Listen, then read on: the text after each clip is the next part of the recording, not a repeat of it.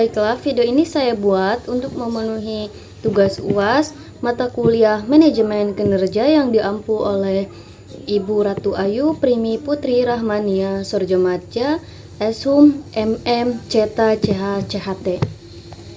Pada kesempatan kali ini, saya akan membahas tentang mengungkap rahasia kinerja tinggi Google melalui OKR. Langsung saja kepada materi yang pertama, yaitu apa itu OKR? Mari kita memahami OKR.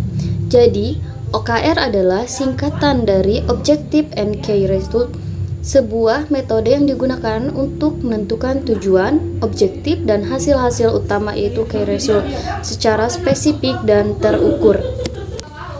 Peran OKR sendiri pada Google adalah kunci untuk memastikan semua karyawan dan tim selaras menuju tujuan besar perusahaan. Ini menciptakan fokus yang jelas dan terukur untuk setiap inisiatif. Objektif. Contoh implementasi OKR di Google. Objektif: meningkatkan jumlah pengguna aktif Gmail, meningkatkan pendaftaran baru sebesar 20% dalam satu kuartal. Yang kedua, meningkatkan kepuasan pengguna hingga 90%. Yang ketiga, memperbaiki kecepatan layanan hingga 1 detik lebih cepat. Selanjutnya yaitu mengapa Google menggunakan OKR. Google mengadopsi OKR bukan tanpa alasan. Metode ini memberikan kerangka kerja yang kuat untuk yang pertama, fokus dan kejelasan, memastikan semua orang memiliki fokus dan tujuan yang jelas, menghindari penyimpanan dari misi utama perusahaan. Yang kedua, prioritas dan evaluasi, mempermudah penetapan prioritas kerja dan evaluasi kinerja secara objektif berdasarkan hasil yang terukur. Yang ketiga, transparansi dan kolaborasi, mendorong transparansi dan kolaborasi antara tim sehingga setiap orang memahami bagaimana kontribusi mereka mendukung tujuan bersama. Dengan OKR, Google berhasil tetap inovatif dan adaptif meskipun telah menjadi perusahaan teknologi raksasa dan ribuan karyawan. Materi selanjutnya yaitu di mana OKR diterapkan di Google. OKR diterapkan di seluruh level organisasi Google, mulai dari tingkat perusahaan yang menetapkan tujuan besar hingga ke level tim dan individu. Setiap divisi di Google seperti Gmail, Google Maps, dan YouTube juga menetapkan OKR spesifik mereka sendiri. Hal ini menghasilkan bahwa tujuan dari setiap unit bisnis tetap sejalan dengan visi dan misi keseluruhan perusahaan. Dengan demikian, OKR menjadi benang merah yang mengikat setiap bagian dari Google untuk bergerak ke arah yang sama, menciptakan sinergi yang kuat dan efisiensi pencapaian target.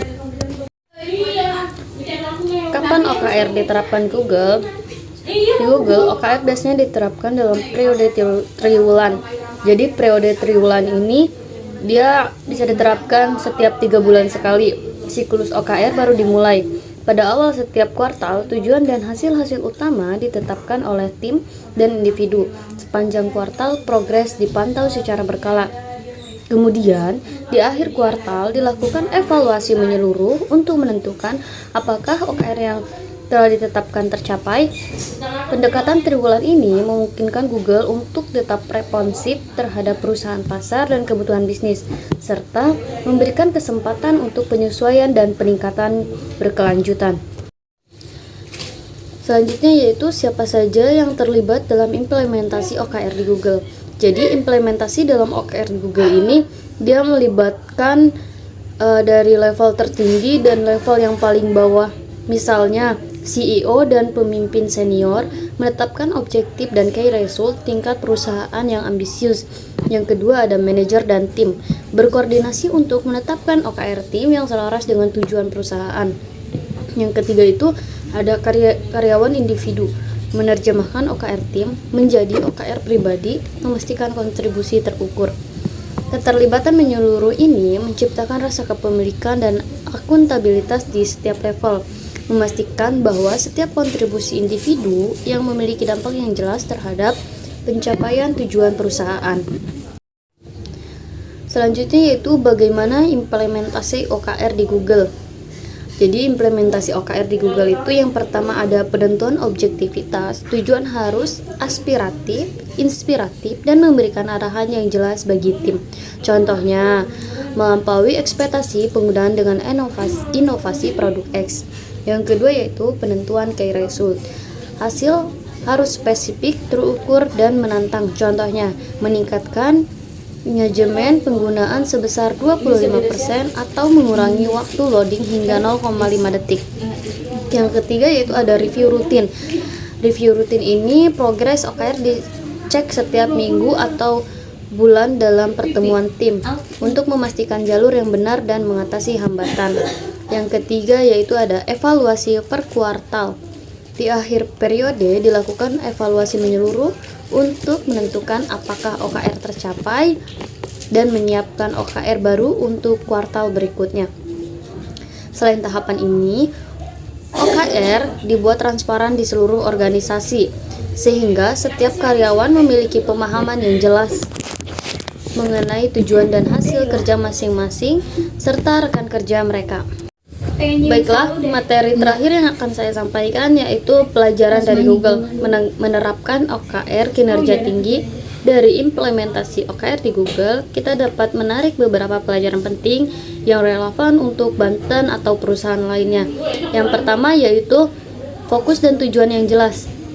OKR membantu meningkatkan kinerja karyawan dengan memberikan arah yang spesifik dan terukur sehingga setiap individu tahu apa yang harus dicapai.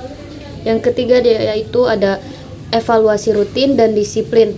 Siklus evaluasi rutin mendorong karyawan untuk lebih disiplin dan termotivasi untuk memberikan kontribusi terbaik mereka.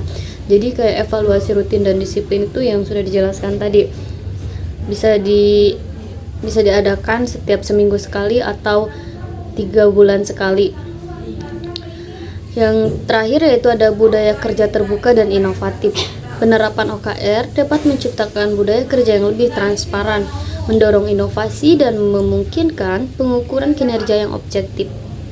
Dengan OKR, perusahaan dapat mencetak sumber daya manusia yang berorientasi target dan berdaya saing global, siap menghadapi tantangan di era modern.